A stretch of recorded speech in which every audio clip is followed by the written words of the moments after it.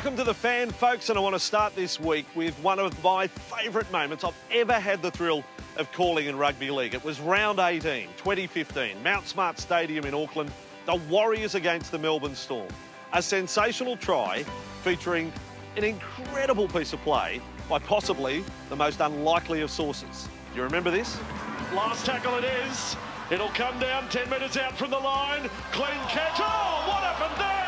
Flipped over in the tackle. That was extraordinary. Tompkins, Fusitu'a. That was Lolohea. Well, what happened back in the middle? Try of the year. There was a guest appearance, I think, from Nadia Comaneci. It was a try that was replayed around the world. Nathan Friend, you star. I think we're going to need the fold-out chairs for this one. Yes, the man who threw the most famous upside-down pass in rugby league history, Nathan Friend. Dave, I don't think we can do the whole interview like this, mate. Can you straighten things up, thanks? Nathan Friend, up he goes. He's turned over the back. He passes it through his legs. Ladies and gentlemen, rugby league's the greatest sport in the world, and you've just seen why. That's better. Now officially welcome to The Fan, Nathan Friend. Thanks, Andrew. Thanks for joining me in my garage. Where's your headgear? No one recognises you without the headgear. Oh, it's in the car. It's in the car. Now need it for fuel, free fuel sometimes. We should explain, this is your garage and you've got a... Is that right?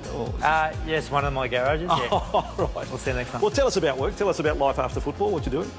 My day job is 1-800-APPROVE, brokering firm, asset brokering firm, and I do the same for my father-in-law for Toyota, O'Brien Toyota. Nice. Out west, so busy boy. Now, we will get to that famous try in a moment and the upside-down pass, but there's a whole career to talk about. And maybe a lot of our viewers don't realise you did actually play for the Broncos. One game, but it's one of the most famous games in the history of the club. Your debut was the Baby Broncos game way back in '02. Yeah, it seems like an eternity now. I got on after 20 and I stayed for the whole game, which was very surprising to myself. I thought I'd get 10 minutes out, but Craig Bellamy, the great Craig Bellamy, was our coach, and he thought this young guy from Toowoomba could do the job, and yeah.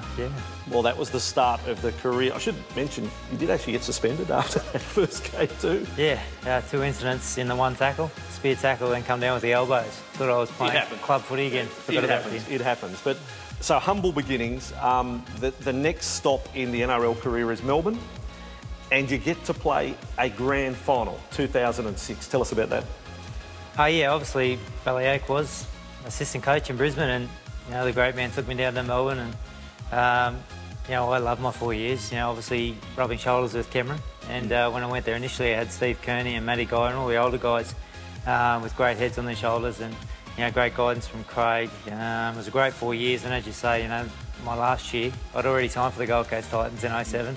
Craig said, I'll take you on in '06, and up until that point, I hadn't really played consistent first grade, and '06 I played from round 3 onwards, and made the GF, and I was fortunate enough to actually make a GF and play it. It wasn't the result. Unfortunately, Brisbane beat us, but some tough calls. Like every game you lose, but look, it was just unbelievable to play in front of 99,000 people.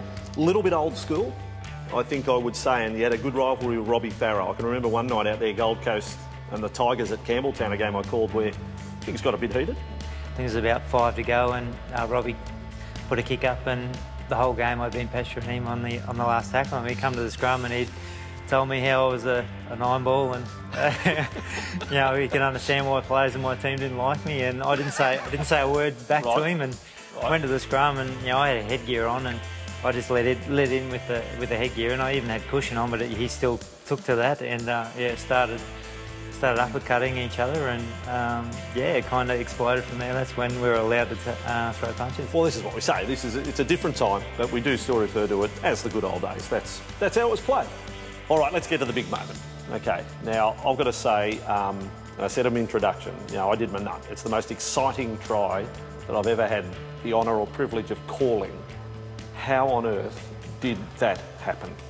I still don't believe it. Yeah. I went up for the ball, and it just so stuck. I didn't even have ball grip on it at the time, and just stuck. And look, I knew it was the 5th tackle. I had to get rid of the ball and hit Sammy Tompkins in the breadbasket. And as you say, you called a a great try, and the rest is history, you know. Well, it's extraordinary how what happened after your pass. It was great skill by Tompkins and the like, and the finish in the corner. What I will say about it is the reaction. I mean, you then you took rugby league to the world. Like, can I be greatest of respect? You're the least likely player that was going to take the spectacular to the world. But the Americans on ESPN, and that's their player of the week. What about this guy down under? You know, can you believe what happened? No, I don't, actually, to be honest. I had friends in England at the time, and they were ringing my wife up. Go, this is not him, is it? Yeah. How could he make it, as you say, internationally? And yeah, it's unbelievable. I mean, my wife took our youngest to the toilet at the time that it happened, so she didn't see it live. What? That's it. That's how it works now. No. When anything I did good on the field, which didn't usually happen too much, the wife was always called away with our youngest with a bad bladder problem. And by the time she come back, her stepdad was there over in New Zealand at the time, and he had it up on his phone. It was like, here you go. This is what you missed. The goal hadn't been kicked and was up already, so that is amazing. An extraordinary angle to the story as well. You played out a terrific career, almost 250 first grade games. But let's be honest, I mean, as long as you're on this earth, rugby league fans are going to pull you up about that. Are you cool with that? Oh, yeah. I have to hang my hat on that. Obviously, I didn't get too many accolades through my career, and as you say, a bit of a toiler and didn't have too many skills to call upon. But yeah, I'm very happy that you know, in 10 years' time, I can still pull that one up and show the kids and say, look, this is what Dad did. Rugby league, its own daredevil, its internationally acclaimed acrobat, Nathan Friend. Thank you for coming on The Fan. Thanks for your time, mate. Daryl, look. Look. No. No. That is outrageous. The fact that it's Nathan Friend who's done it, like, I mean, seriously, he's a garden gnome.